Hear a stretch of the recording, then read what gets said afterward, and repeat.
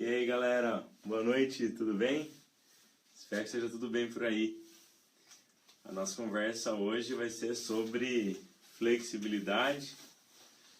Espero que vocês estejam bem. Estou arrumando ainda as câmeras aqui. Boa noite. Que legal, tô falando da onde são, né, meu? Que massa, você nunca tinha visto. Da onde são, galera? Iguatu, Araxá, Vitória, Petrolina. Não fui convidado para ir para Petrolina, cara. Eu sei que o congresso lá é muito bom. Cefis Vasf. E aí, Lemô, beleza?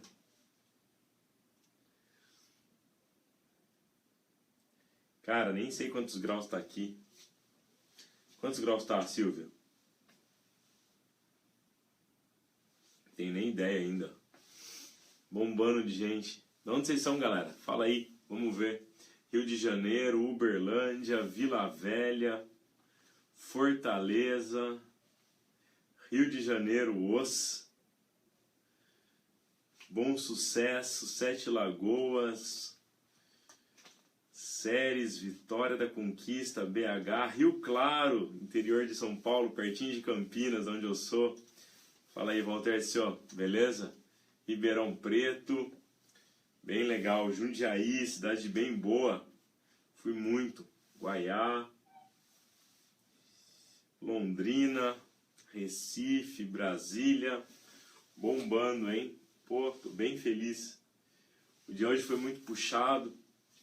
A gente teve um monte de reuniões de manhã lá no grupo de pesquisa, reunião do grupo na hora do almoço, departamento à tarde. Acabei de dar aula agora à noite, é uma aula de lutas, né, com convidados.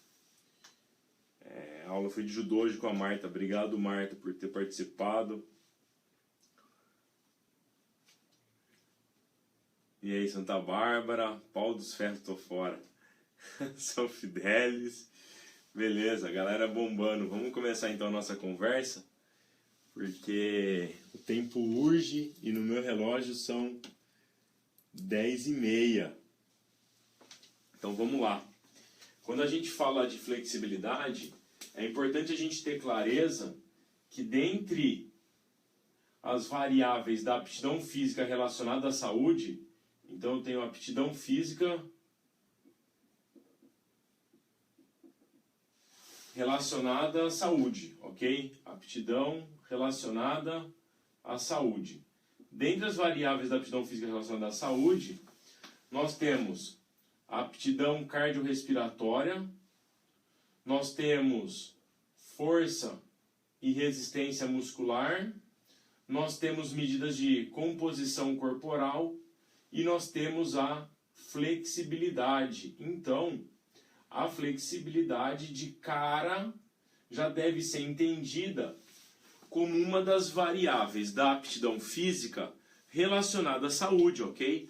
Ela não deveria estar fora de programas que versem quanto ao desenvolvimento de estímulos de treino voltados à saúde. Mas também, obviamente, que a flexibilidade tem um elemento central no sucesso esportivo. E nesse cenário, já de cara, vale a pena ter clareza que flexibilidade não é sinônimo de alongamento, ok? São coisas distintas. A flexibilidade é a capacidade física ou a variável da aptidão física. E o alongamento é um método de treino para melhorar a flexibilidade. Então eu posso melhorar a flexibilidade com alongamento, eu posso melhorar a flexibilidade com exercícios ginásticos, eu posso melhorar a flexibilidade com musculação, por exemplo, como a gente vai ver daqui a pouco. Então é importante ter clareza que a flexibilidade é uma das variáveis da aptidão física relacionada à saúde e ela pode ser melhorada com diferentes meios de treino, dentre os quais o mais comum ou mais usual, obviamente, são os estímulos de alongamento. Quando a gente fala da flexibilidade, vale a pena ter clareza que a flexibilidade ela pode ser organizada de acordo com algumas definições ou de alguns modos diferentes, a gente pode classificá-la. Nós temos a flexibilidade numa lógica que ela pode ser organizada como geral e específica, por exemplo. A flexibilidade geral é aquela que envolve muitos grupos musculares, movimentos corporais amplos, que tem uma elevada frequência de ocorrência no cotidiano dos indivíduos. E a a flexibilidade específica é aquela flexibilidade que está voltada para gestos isolados ou gestos muito delimitados no meio, por exemplo, esportivo. Pessoas que têm movimentos corporais muito específicos, obviamente que precisam do desenvolvimento de modo mais direcionado da flexibilidade. Além disso, a flexibilidade também pode ser compreendida numa lógica de expressão dinâmica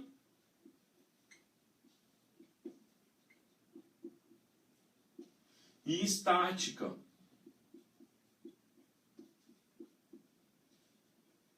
Na flexibilidade dinâmica, a gente tem dois grandes grupos que são os frequentemente mais utilizados. A nossa flexibilidade, ela pode ser medida de modo ativo e ela pode ser apresentada de modo passivo. A flexibilidade com a expressão de modo ativo é aquela que o indivíduo realiza o movimento com os agonistas, os músculos que realizam o movimento, e então a gente avalia eventualmente qual é esta amplitude de movimento. Então, na flexibilidade, na sua expressão ativa, o indivíduo é responsável por realizar o arco de movimento. Na flexibilidade passiva, a história é diferente. O arco de movimento, a amplitude de movimento, ela vai ser apresentada no seu ponto máximo a partir de auxílio externo. Ou seja, alguém gera um movimento, aplica a força, então uma força externa que vai realizar a movimentação da articulação para identificação da sua amplitude. Então, imagine que a gente tenha, eventualmente, eu sou ruim de desenho, mas imagine que a gente tem uma coxa aqui, ok? Então, o indivíduo, quando ele faz o movimento sozinho, eu tenho, por exemplo, este ponto que ele consegue chegar. E aí, quando o indivíduo faz sozinho o movimento, e obviamente que ele vai realizar esse movimento por atividade dos seus flexores do joelho, eu tenho um movimento que é ativo. Então aqui eu tenho a angulação que ele chega. Quando esse sujeito recebe uma força externa que vai empurrar mais a sua perna, eu tenho um movimento que é passivo. E é importante saber nesse cenário que a diferença entre o desempenho passivo e o desempenho ativo da flexibilidade dinâmica, essa diferença aqui, a gente normalmente chama reserva. Reserva de flexibilidade. Ou seja,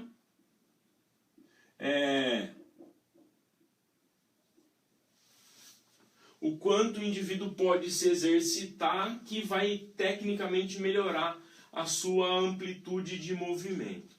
Então, nesse cenário inicial de conversa, é importante ter clareza que a flexibilidade é uma das variáveis da aptidão física relacionada à saúde. Ela pode ser dividida em geral e específica, dinâmica e estática. Dentro do grupo dinâmico, ela pode ser apresentada de modo passivo e de modo ativo.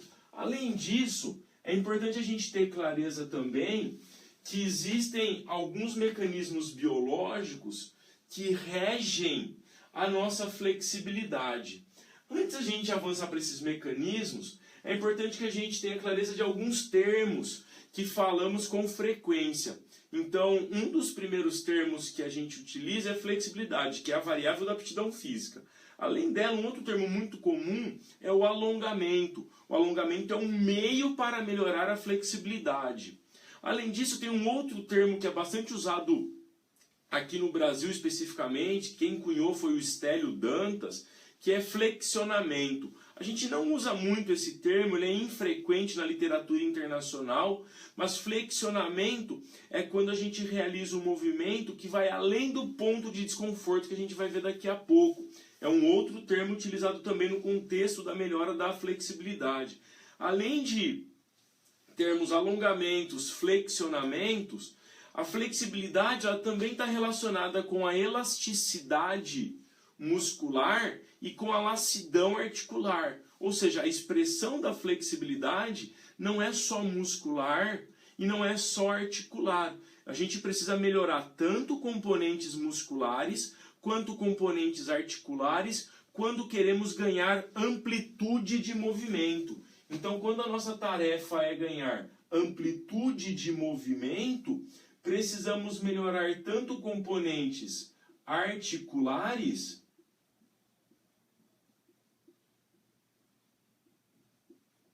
quanto componentes musculares.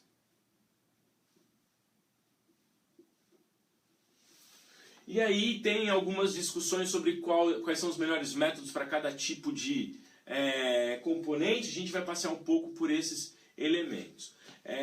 Para introduzir o tema ou para introduzir no processo... Fala aí, Ícaro, tudo bem, cara? Lá do Pará, tem um aluno que está aí trabalhando com vocês. Então, para introduzirmos o termo ou dois elementos importantes relacionados à flexibilidade, eu vou tentar organizar um desenho aqui que vai nos ajudar a compreender como acontece o nosso estímulo. Eu já falei que eu não sou bom de desenho, então já peço desculpas.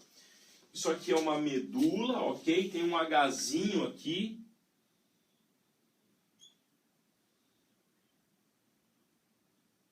Beleza? Imagine que isso aqui é uma medula. Isso aqui é a parte posterior da medula. Isso aqui é a parte anterior da medula. Beleza? Então, olha o P aqui já comendo bola, ó. Então imagina que a gente tem a medula espinhal aqui entre as vértebras. E aí, isso aqui é a visão anterior, aqui é a parte posterior. O que acontece? Imagine que a gente tenha um indivíduo que está em pé. Então eu tenho um sujeito que está em pé, aqui eu tenho, sei lá, o fêmur. Ponta cabeça não, né, meu? Então eu tenho o fêmur aqui. Aí aqui embaixo eu tenho o platô tibial, tíbia. Eu tenho a fíbula aqui e o pé do cara, ok? E esse sujeito está fazendo um movimento de flexão. Então aqui eu vou ter a cabecinha dele, né, os bracinhos aqui, o rostinho dele sorrindo aqui, o olhinho e um bonezinho. O indivíduo está fazendo esse movimento aqui, olha que bonitinho que está o movimento, ok? Quando a pessoa está fazendo a flexão de tronco, eu espero que vocês concordem comigo. Durante essa flexão de tronco, a musculatura posterior da coxa, a musculatura que está aqui, ó, que está inserida aqui, posterior da coxa, bíceps femoral, semitendinoso, semimembranoso, esta musculatura é estirada, ok? Quando eu faço um movimento de flexão do tronco, eu tenho um estiramento dessa musculatura. O que é importante saber? Nessa musculatura e em todas as outras, se a gente for fazer uma análise mais detalhada, nós temos aqui um monte de fibras musculares. E além das fibras musculares, a gente tem o fuso muscular. que está enrolado no tecido muscular. E o que acontece? Quando a gente tem um movimento de estiramento, e preste atenção nisso, pelo menos no mecanismo de modo amplo, ok? Quando a gente tem um movimento de estiramento, esse fuso muscular, ele é estirado. É importante saber que esse fuso muscular que está sendo estirado aqui, ele está ligado a um neurônio que é sensitivo, que está aqui, ó, conectado nele, ó. Então, esse neurônio sensitivo, ele vai encaminhar para a medula uma comunicação dizendo que houve estiramento.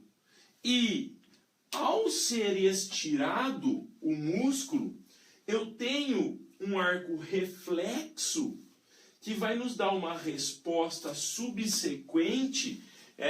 Obviamente eu tenho um neurônio que vai vir aqui, então, que é motor. Aí eu tenho uma plaquinha aqui, motor, ó, que vai me dar uma resposta de encurtamento. Então, quando eu faço um estiramento muscular,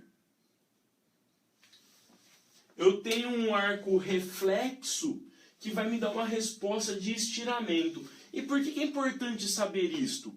Porque quando a gente realiza um movimento de estiramento, a primeira resposta do nosso músculo é oferecer resistência a esse estiramento. Então ele acaba gerando uma resposta de contração em frente ao estiramento. Ou seja, não adianta eu fazer um estiramento que é muito forte, que ele vai ser acompanhado por uma contração forte. Não adianta eu fazer um estiramento muito rápido, muito nervoso, muito tenso, porque eu só vou gerar mais contrações. Eu preciso, na verdade, que o meu fuso muscular compreenda que o estiramento que está acontecendo é um estiramento controlado.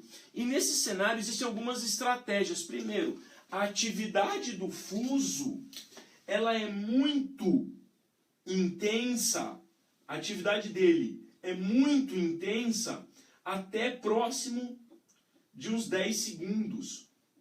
Depois de 10 segundos, a atividade do fuso já começa a diminuir, ou seja, eu começo a ter uma minimização da atividade desse arco reflexo, que vai dar resposta de encurtamento. Ou seja, aqui já está o primeiro elemento. Se eu quero de fato gerar um estímulo de alongamento adequado, eu devo segurar a posição mais do que 10 segundos. E aí já tem uma indicação bastante clara. Normalmente a gente segura a posição ou a estabilização aqui, normalmente em séries de 15 até 30 segundos. Sendo que séries maiores que 30 segundos não vão gerar resposta superior a séries de 15 a 30 segundos. Um outro elemento importante é que em séries sucessivas, ao longo delas, vai havendo uma diminuição da resposta de atividade, de ativação desse fuso.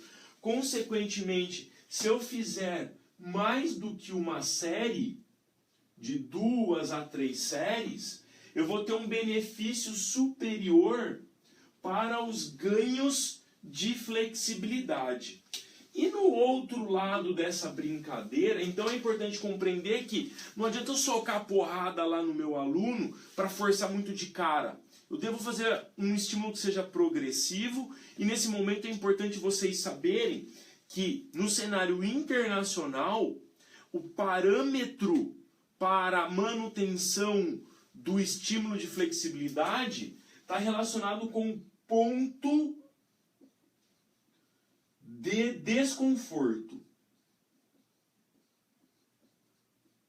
ou ponto de dor. Então, quando a pessoa começa a sentir desconforto, é onde a gente deve estabilizar a posição, que a gente vai ver mais para frente sobre este assunto. Bem, além dessa resposta de automática ou reflexa de encurtamento frente ao estiramento, existe um outro mecanismo que eu também acho que é bastante legal de conhecer, que está relacionado com uma resposta de relaxamento. Então imagina que a gente tem o osso, esse osso tá aqui, ó. Preciso pensar como que eu desenho, né, meu? É difícil. Esse osso tem um tendão aqui, firmeza? Esse tendão ele é azul de propósito, pouco vascularizado, e eu tenho aqui o músculo, ok? Que segue. Pois bem, é legal saber que nesta região que é na junção músculo-tendínea, aqui, ó, existem umas pequenas estruturas que são chamadas de órgãos tendinosos de Golgi. Eles estão na junção músculo-tendínea, ok? E aí tem uma situação bem legal que quando a gente aplica tensão nesta região aqui, ou seja, quando eu pressiono esta região aqui, normalmente na inserção muscular ou na origem, enfim, quando eu aplico tensão nesta região aqui, eu tenho um arco reflexo. Então, vai sair daqui um neurônio sensitivo que vai entrar na medula e que a sua saída, que chegará no músculo, depois como motor, vai nos dar uma resposta de relaxamento. Ou seja, ao invés de fazer um movimento de pressão muito forte no indivíduo, para que ele sinta o alongamento pegando, é melhor eu primeiro realizar uma estimulação de pressão digital, por exemplo, ou com uma bolinha, com um tubo de realizar aqueles movimentos que estão na moda aí de liberação miofascial. E aí, depois de realizar esses estímulos em origem e inserção, que vai dar uma resposta reflexa de relaxamento no ventre muscular, aí eu conduzo o alongamento subsequente com uma menor tensão na região muscular que é alvo do processo de relaxamento. Então é importante também ter isso em mente. Além disso, tem um outro elemento que é bastante importante que a gente deve conversar, que são os problemas relacionados à prática do alongamento. Existe, ou da melhora da flexibilidade, enfim. Então, é importante ter clareza que se a gente for considerar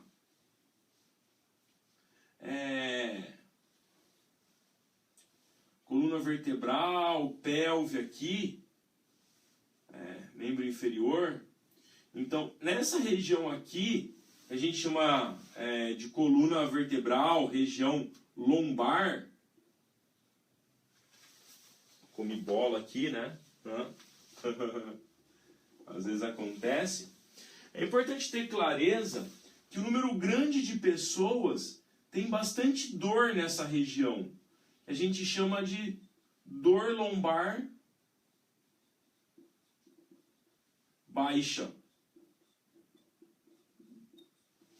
Então, é importante ter clareza que fazer exercícios ou atividades que melhorem o alongamento e principalmente a flexibilidade nesta região corporal reduz muito a prevalência de dor lombar baixa. Ou seja, melhorar a flexibilidade reduz a prevalência de dor lombar baixa, ou seja, os mecanismos de melhora da flexibilidade desta região, da coluna vertebral, musculatura do quadril, flexores do joelho, contribui para reduzir a prevalência de dor lombar baixa. Ou seja, nós temos evidências que o alongamento ajuda tanto no meio esportivo quanto fora do meio esportivo. Eu já dei uma indicação de melhora fora do meio esportivo, né? E dentro do meio esportivo, como que o alongamento pode ajudar? O alongamento, então isso aqui é fora do meio esportivo, embora, obviamente, atletas tenham também esse problema, né? Então isso aqui é fora, esse aqui eu nunca fiz, hein? Do meio esportivo.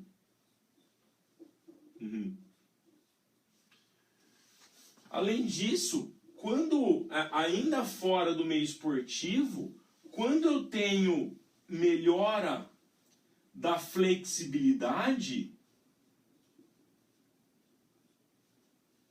eu consigo ter também um aumento na amplitude de movimento. E aí, quando eu aumento a amplitude de movimento, fica mais fácil para o indivíduo realizar exercícios em maior amplitude. Exercícios em maior amplitude.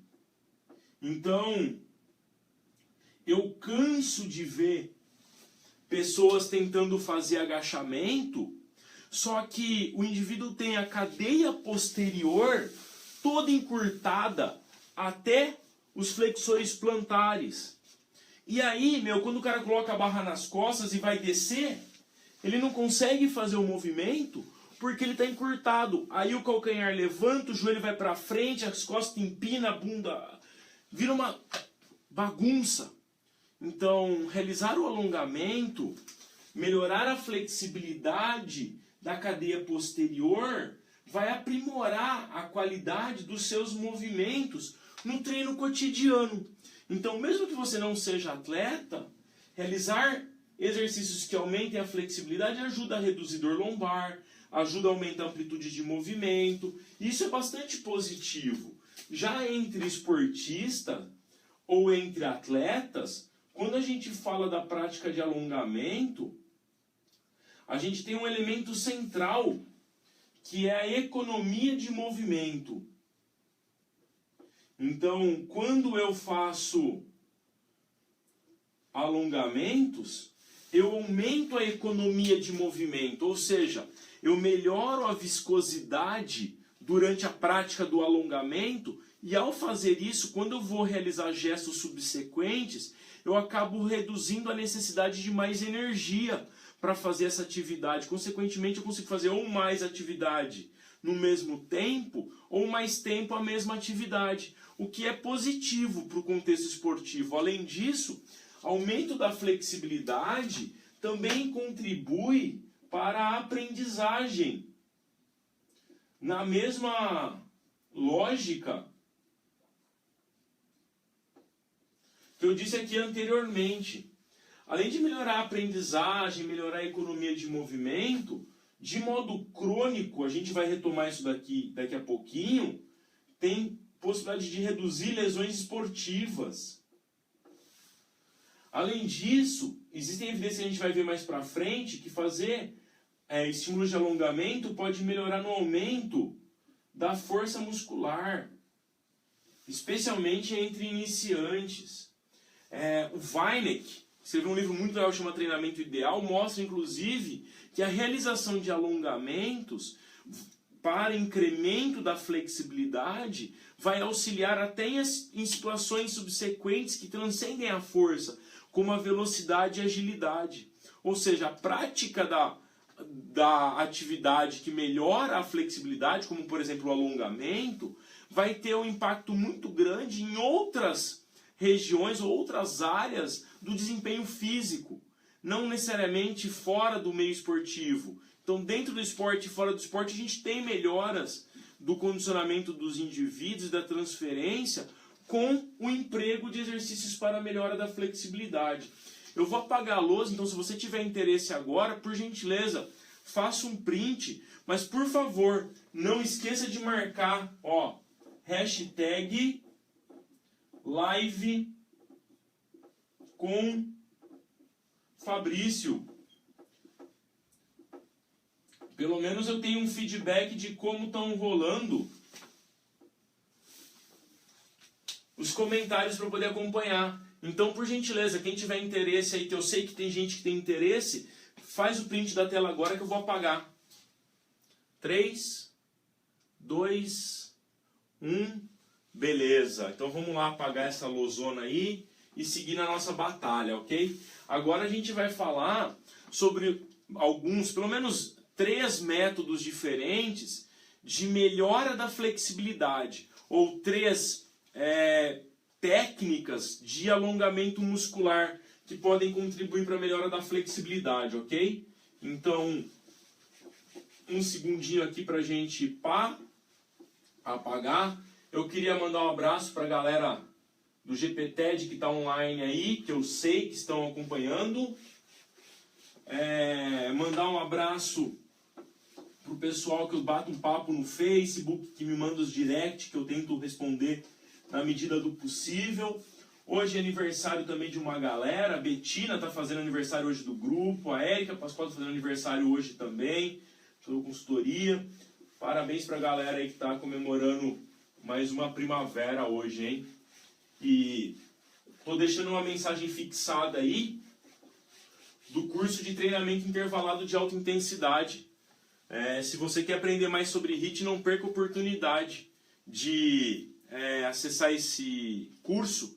Tem mais de 7 horas de duração. E se você entrar pelo link que eu deixei fixado aí no Instagram, usando o código apresentado, tem 15% de desconto, ok? É um dos modos que você tem de me estimular a trabalhar mais. Observar, quando eu observo que tem aderência, isso motiva o nosso cotidiano. Então, passa lá, dá uma clicada no link aí, veja se você se interessa pelo material. Eu vou ficar muito feliz se você puder estudar mais sobre treinamento intervalado comigo. Bem, quando a gente fala de flexibilidade, obviamente que eu tenho diferentes técnicas para melhorá-la. A gente já falou que é uma das variáveis da aptidão relacionada à saúde, e dentre as diferentes técnicas para melhorar a flexibilidade, 2 são muito comuns. Eu posso melhorar a flexibilidade a partir de exercícios na musculação, acreditem se quiser, e eu também posso melhorar a flexibilidade a partir de exercícios de alongamento. Então, são 2 formas distintas que contribuem para a melhora da flexibilidade. Ou seja, eu posso melhorar com exercícios na musculação, e aí a melhora se dá por diferentes mecanismos, principalmente em função do aumento da amplitude de movimento. Ou seja, a pessoa nunca se mexia para fazer exercícios com grande amplitude e ela passa a realizar esses exercícios. E a outra possibilidade também está associada com um aumento na força dos agonistas. Ou seja, a pessoa fica mais forte e aí os grupos musculares que realizam os movimentos, em ficando mais fortes, conseguem tracionar, aplicando mais força, tracionar o segmento corporal desejado. Então eu posso melhorar minha flexibilidade realizando exercícios de musculação. Não é a técnica mais comum, tem limitações em médio prazo, mas é possível, ok? Além disso, um outro método para melhorar a flexibilidade é o uso de alongamentos. Provavelmente sejam as estratégias mais frequentes para aperfeiçoamento da flexibilidade, ok? Os alongamentos. Existem diferentes tipos de alongamentos e a gente vai conversar nesse momento de acordo com 3 grupos diferentes de alongamentos, beleza? Existem os alongamentos que são chamados de estáticos.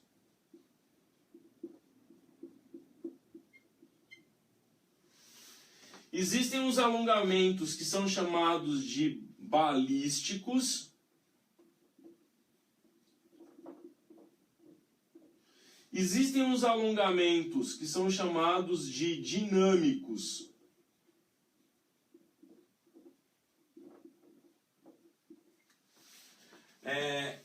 A lógica de prescrição do alongamento segue a da manifestação da flexibilidade, ok? Os alongamentos normalmente podem ser ativos, quando o indivíduo é responsável pela realização, e podem ser também passivos, quando um profissional administra o estímulo para a realização da atividade. Pois bem, os alongamentos estáticos são aqueles exercícios nos quais as pessoas adotam a posição e, em adotando a posição, mantêm aquela posição corporal durante algum tempo. Eu já disse anteriormente que qualquer coisa entre 15 e 30 segundos por série, de 2 a 3 séries, já apresenta bons resultados no aumento da flexibilidade. Então, o alongamento estático é quando a pessoa realiza o movimento, estabiliza e mantém a posição por 15 a 30 segundos. Esse é o típico alongamento estático. Além do alongamento estático, obviamente que existem outros tipos. Um tipo muito usado no meio esportivo e bem menos no meio de academia é o alongamento balístico. O alongamento balístico, ele, acreditem, usa o mecanismo propositalmente da contração muscular subsequente ao processo de encurtamento da musculatura. Então, eu vou até o meu maior ponto de desconforto e a partir dele eu começo a realizar movimentos de aplicação de força, de tensionamento, para tentar avançar no arco de movimento com vistas a incrementar a amplitude de movimento.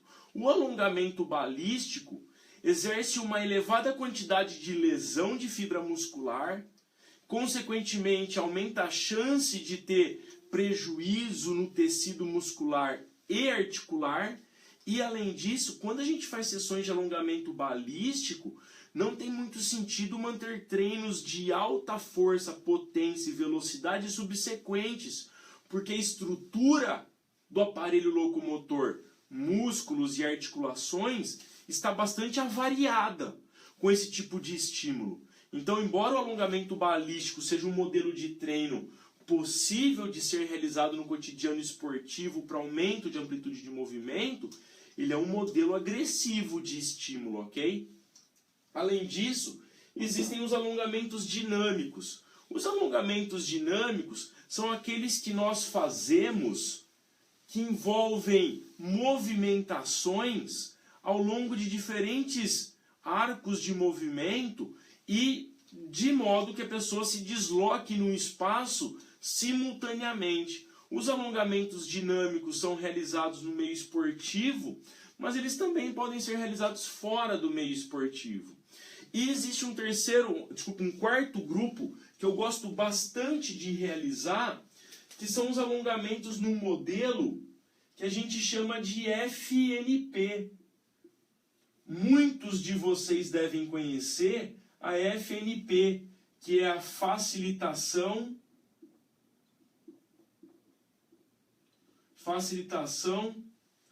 neuromuscular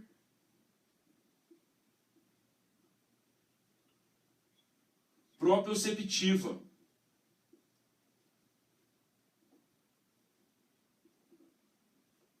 E aí, esse alongamento às vezes também é chamado de 3S. Opa! 3S. O alongamento 3S também é um modo de conhecer Scientific Stretching for Sport, ok? 3S. Como que a gente realiza a FNP para quem é do meio da educação física, mas não teve esse tipo de experiência? A FNP envolve 3 etapas sucessivas. E eu sugiro que você experimente com pessoas do teu envolvimento, do teu núcleo. Não pegue um aluno de cara para brincar, porque vale a pena treinar antes o procedimento, né, para depois realizar. A gente faz primeiro, então eu tenho um indivíduo aqui, ok? Aqui é cabecinha, mãozinha em direção ao pé. Então, o 3S envolve, primeiro, um deslocamento do meu paciente, do meu aluno, até o ponto de desconforto ou de dor.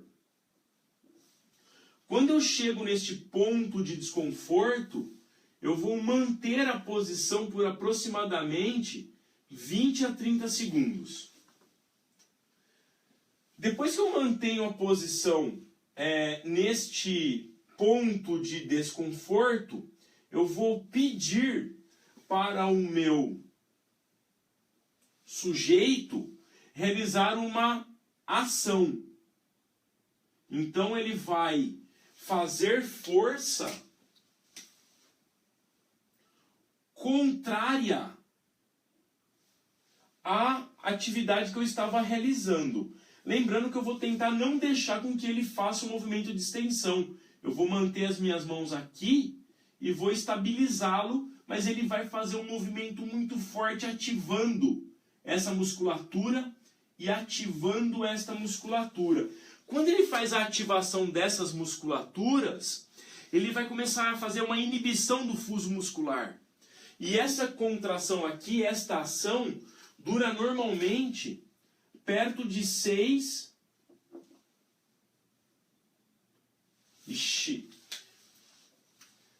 dura aí perto de 6 até próximo de 10 segundos. Então, de 6 até 10 segundos.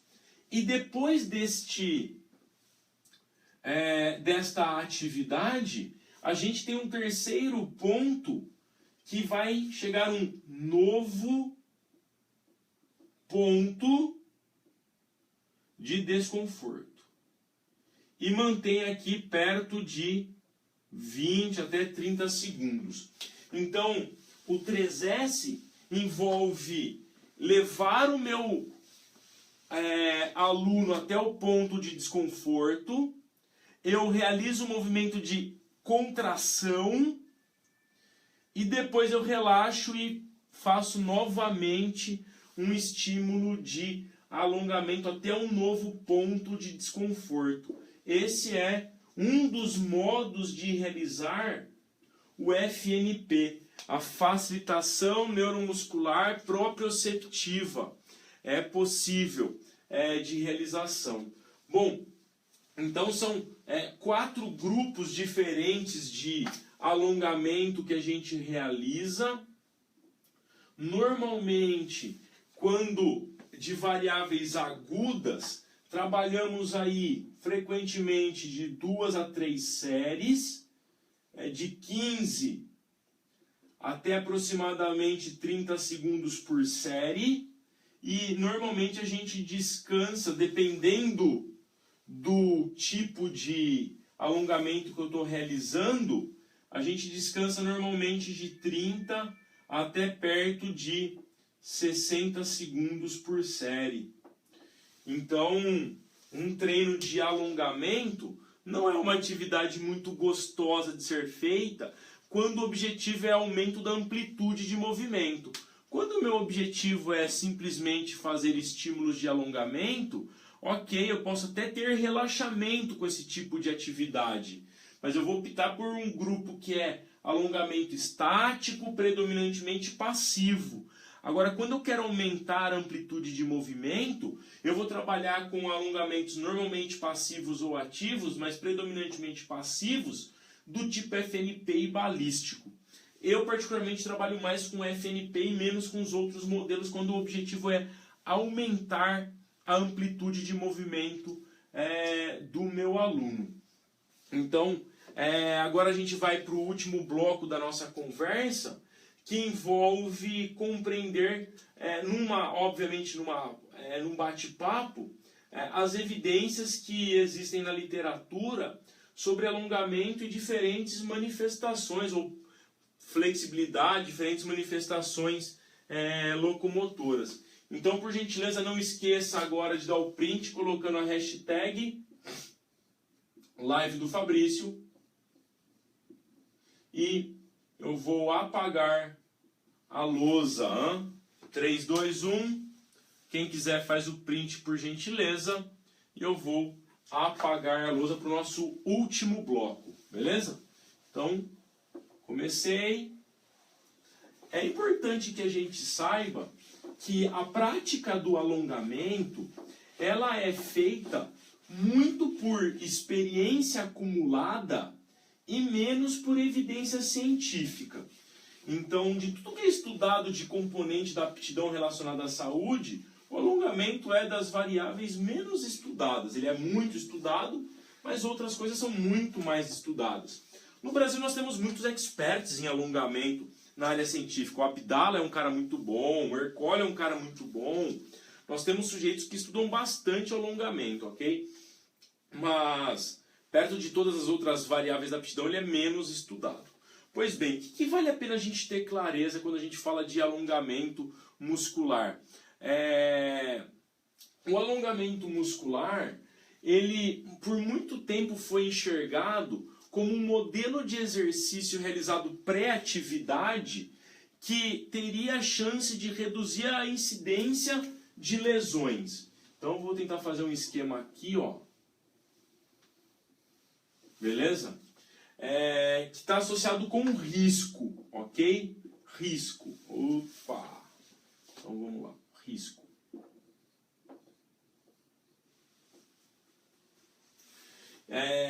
Qual que é o grande ponto quando a gente discute a relação entre realizar exercícios de alongamento e incidência de lesão subsequente?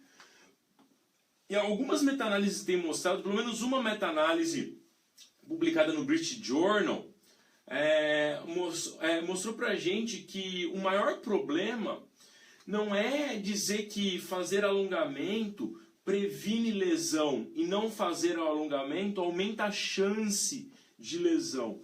Parece que o grande ponto central na relação de alongamento e prevenção de lesão subsequente é que quando pessoas têm baixa flexibilidade ou quando as pessoas têm alta flexibilidade exacerbada nos extremos, isto aqui aumenta a chance dos indivíduos se machucarem.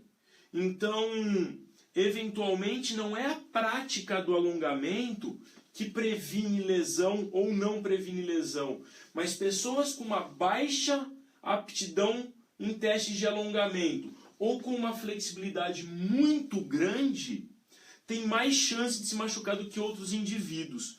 A literatura internacional não apresenta consenso para falar que a prática de alongamento consegue prevenir de modo lesões esportivas de modo agudo, ok? De modo agudo, nós não temos evidências que o alongamento previne lesão. Por outro lado, o alongamento diminui a prevalência, a incidência de lesões quando realizado de modo crônico. E é importante ter clareza que não precisa ser toda a sessão, né? O indivíduo pode fazer 2 vezes por semana, numa sessão específica. Então, o alongamento de modo agudo não previne lesão. O problema é que pessoas com baixíssima flexibilidade ou muito alta vão apresentar maior risco de ter lesão desportiva. E aí a gente tem a falsa impressão que o problema ou a solução é a prática do alongamento. Então é importante ter clareza disso. Além dessa evidência, existe uma outra evidência que quando a gente vai fazer, e isso é muito comum, já foi em moda algum tempo atrás, uma atividade que fosse de força, potência,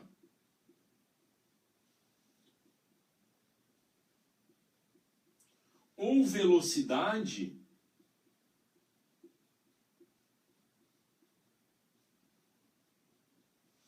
a realização prévia, ok? Aqui, ó, prévia de exercícios de alongamento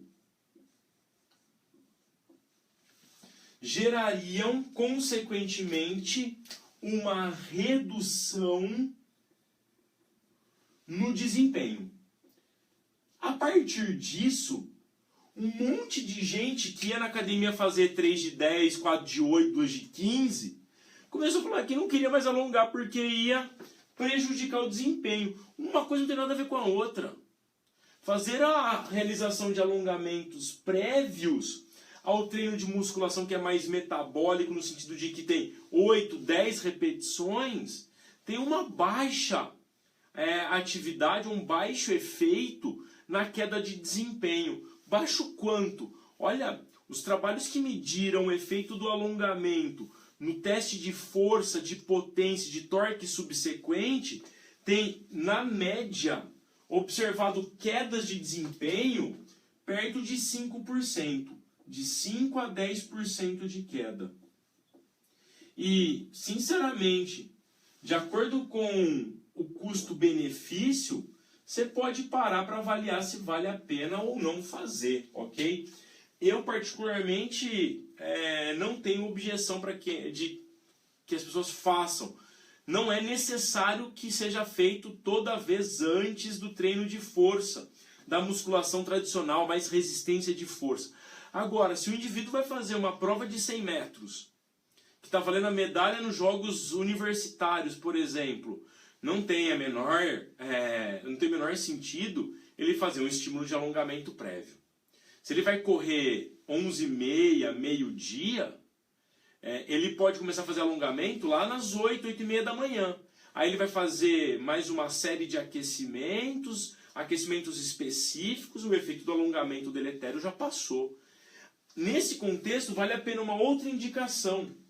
Antes de eu realizar alongamento, é prudente que eu realize uma atividade de aquecimento. Então, se eu realizar um aquecimento antes, tem chance do meu estímulo de alongamento ser mais positivo. Então, não façam estímulos de alongamento logo que a pessoa chega para se exercitar, meio fria ainda. Dá uma aquecida para que depois entre no estímulo de alongamento subsequente, se for necessário. A gente conduziu um estudo há algum tempo atrás que avaliava os efeitos do alongamento. Então a gente tinha a pessoa realizando alongamento, e aí, após o alongamento, esses indivíduos faziam corridas curtas de alta intensidade, sprints. O que a gente observou? Que fazer o alongamento estático, que conversamos anteriormente, reduz o desempenho. E que fazer alongamentos dinâmicos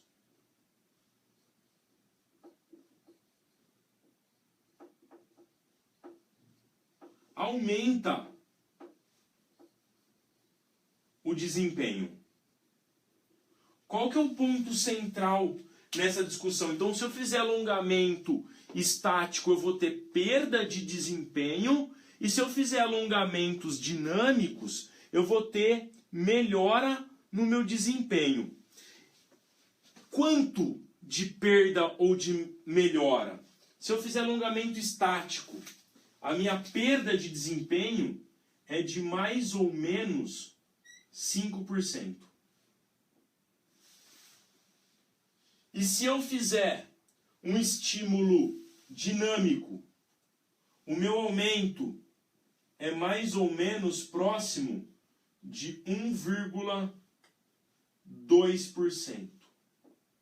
Ou seja, na prática, a realização do alongamento não vai afetar de modo muito intenso o desempenho subsequente.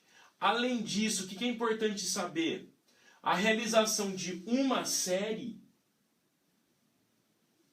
reduziu menos o desempenho que a realização de 2 séries e que a realização de 3 séries. Ou seja, quanto mais séries eu faço, maior vai ser a minha diminuição de desempenho subsequente em corridas curtas de alta intensidade, quando eu faço alongamento, principalmente de natureza estática, ok?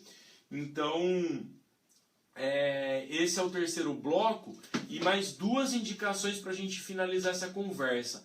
A primeira delas é que existem algumas evidências mostrando que quando o indivíduo faz um treino de força na segunda, quarta e sexta, então ele vai lá na academia e faz um treino de força na segunda, então ele faz um treino de força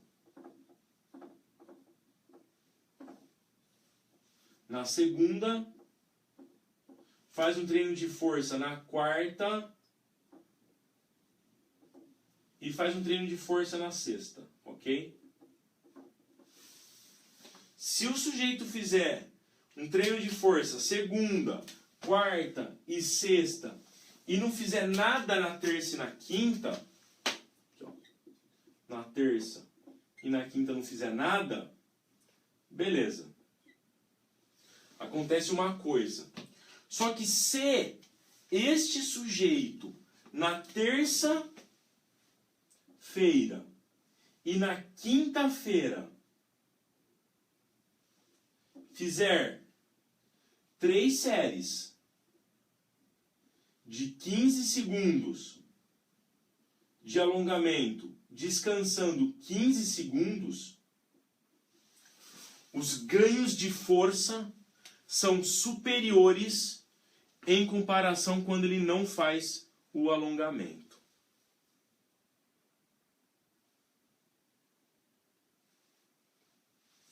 Então, é importante saber que o treino de força pode contribuir, pode receber contribuição de estímulos prévios de alongamento.